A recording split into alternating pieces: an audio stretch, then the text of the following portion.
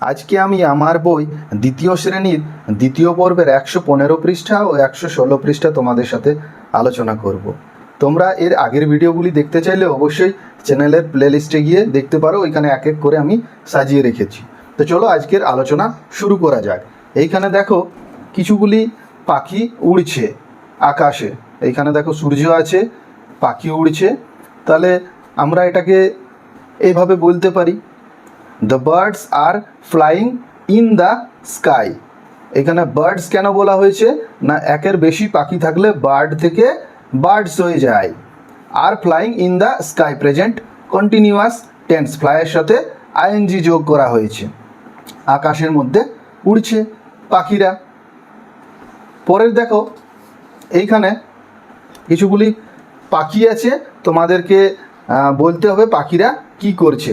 এইখানে দেখো একটি পাখি আছে কাক। কাকটি এখানে নোংরা থেকে কিছু জিনিস তুলছে।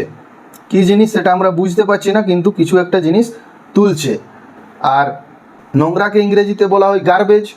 তাহলে এটা আমরা এইভাবে বলতে পারি, এ ক্রো ইজ পিকিং। পিক মানে তোলা, এখানে পিকিং হয়ে যাচ্ছে ইজ পিকিং থিংস। তাহলে এখানে জিনিস তুলছে, নোংরা জিনিস তুলছে একটি কাক। পরের দেখো, আগেকার দিনে আমরা জানি পায়রা চিঠি এক জায়গা থেকে অন্য জায়গা নিয়ে যেত, কিন্তু এখন আর সেটা হয় না। দেখো একটি পায়রা একটি চিঠি নিয়ে যাচ্ছে তার ঠোঁট দিয়ে। এইখানে দেখো আমরা তাহলে এটা কি বলতে পারি, এ pigeon is carrying.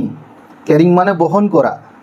A letter, একটি পায়রা একটি লেটার বহন করে নিয়ে যাচ্ছে। কেমন?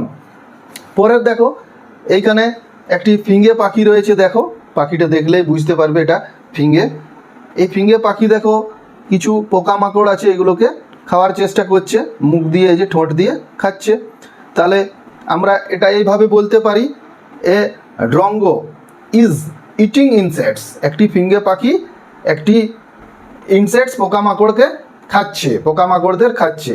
একটি ড্রঙ্গ পাখি পোকামাকড় খাচ্ছে। এখানে দেখো এই মুখ দিয়ে একটা পায়ে টিপে রেখেছে আর মুখ দিয়ে খাচ্ছে। এইখানে দেখো তোমাদের মতো একটি ছোট্ট খুকি, দেখো এই খুকিটি নাচ করছে। আর এইখানে একটি পাখি বসে রয়েছে গাছের ডালে। তাহলে আমরা নাচ কখন করি? গানের তালে তালে নাচ করি। আর এইখানে এই পাখিটি হচ্ছে বুলবুল পাখি, মাথায় দেখো ঝুঁটি রয়েছে।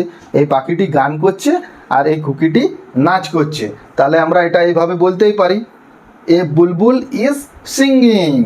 এখানে বুলবুল পাখিটি গান করছে আর খুকিটি নাচছে। তাহলে আশা করছি তোমরা ভালোভাবে শুনলে, এটা মন দিয়ে তোমরাও লিখে নাও। চলো পরের পৃষ্ঠায় আমরা যাই, 116 পৃষ্ঠায়। 116 পৃষ্ঠায় দেখো পাখি রয়েছে সি অ্যান্ড সে। দেখো দ্যাট ইজ এ কুকু।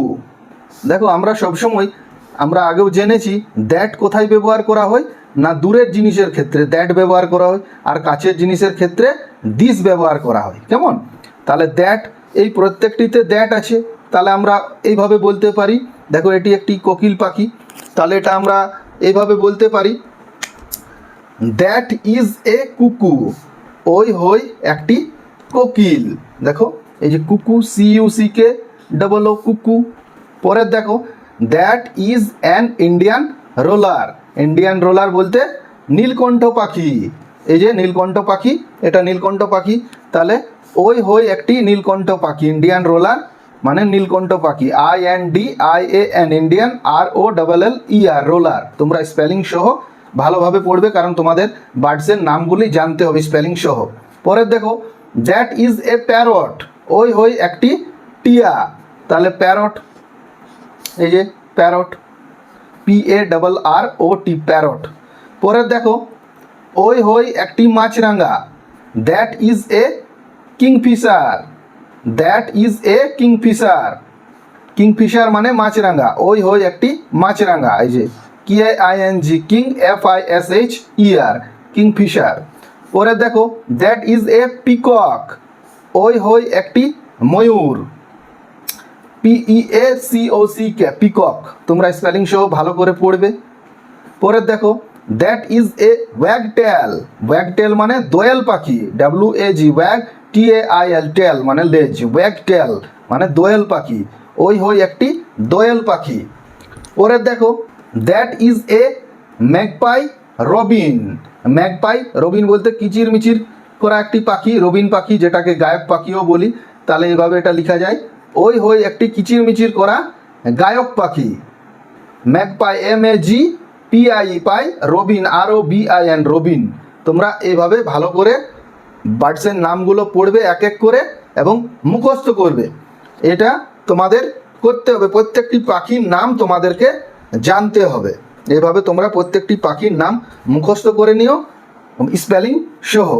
তো আমার ছোট্ট বন্ধুরা, আজকে আসছি, তোমরা ভালো থেকো, সুস্থ থেকো এবং আমার অন্যান্য ভিডিওগুলি দেখার জন্য অবশ্যই তোমরা অপু বাংলা স্টাডি চ্যানেলের প্লে লিস্টে গিয়ে এক এক করে আমার সমস্ত ভিডিওগুলি দেখতে পারো, যেগুলি তোমাদের কাজের। তো আজকে আসছি, তোমরা ভালো থেকো, সুস্থ থেকো, মা বাবার কথা শোনো।